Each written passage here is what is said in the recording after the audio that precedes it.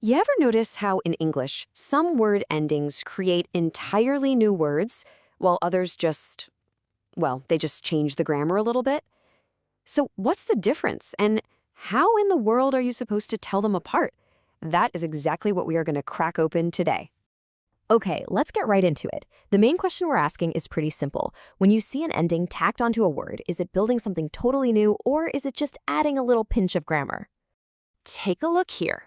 If you add meant to the verb encourage, you get encouragement, a completely new word. It's a noun now. But add ed to laugh and you just get laughed. It's still the same basic action, just, in the past. One is a builder, the other is just a modifier. So first up, let's talk about the builders. Now, their fancy name is derivational morphemes, but I want you to think of them as the word factory of the English language. So what exactly are they?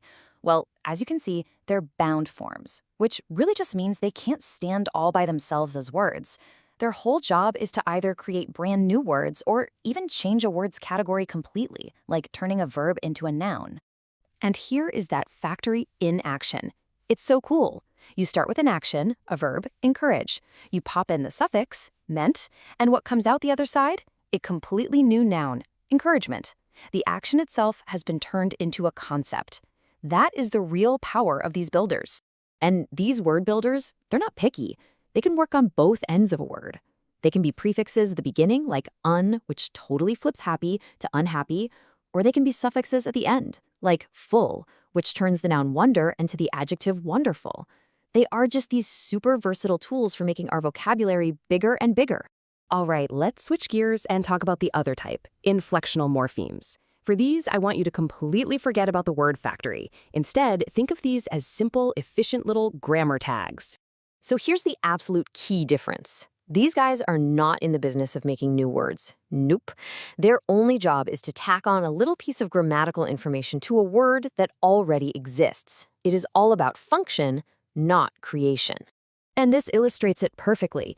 You take the word sister and you add an S to get sisters. See? You haven't made a new word, you've just told us it's plural, there's more than one. Or you take laugh and add ing for laughing. All you're doing is showing that the action is happening right now. The core word is still the same. Right about now, you might be thinking, oh, great. How many hundreds of these little grammar rules do I have to memorize now? But here's the amazing part. The story gets surprisingly simple. So how many of these grammar tags are there in the entire English language? 100? 500? The answer is shockingly small. There are only 8. That's it, just 8. And here they are, the complete list, the whole shebang. For nouns, you've just got plural and possessive. For verbs, there are 4 that handle tense and form. And for adjectives, just 2 for comparing things. That's it. Turns out English is way more systematic than you might think. All of a sudden, it feels pretty manageable, doesn't it? Okay, so we've got the theory down. Now let's actually put it into practice and see if we can spot the difference out in the wild. Now here is a classic spot where people get tripped up. They see played and think it's a totally new word, separate from play. But it's not. That ed is just one of our 8 little grammar tags. It doesn't create anything new. It just marks the word play as being in the past tense. Let's break down this sentence. Jim's 2 sisters are laughing. One is the loudest, the other is quieter. You can see all the little tags at work, right? The apostrophe S shows possession. The S on sisters tells us it's plural. The ing marks an ongoing action. And est and er are just for comparison. In every single case, the main word is the same. It's just the grammar info that's been added on. Okay, your turn. Go ahead and pause right here and try to sort these little guys. Are they the derivational word builders or are they the inflectional grammar markers? Give it a shot. So how'd you do? Let's go over the answers. Unhappiness is derivational. It actually uses 2 builders, un and ness, to make a new noun. Played is inflectional. That's just our past tense grammar tag. Wonderful is derivational. It turns the noun wonder into an adjective. And louder is inflectional. That's our comparative tag. All right, let's bring it all home. Time for the final recap. The builder versus the marker. This slide puts it all in one neat package. Derivational morphemes are the word builders. They create entirely new words. Inflectional morphemes are the grammar markers. They just add information to words we already have. Honestly, here's the best way to remember it. One builds the word, and the other just lets you use the word correctly.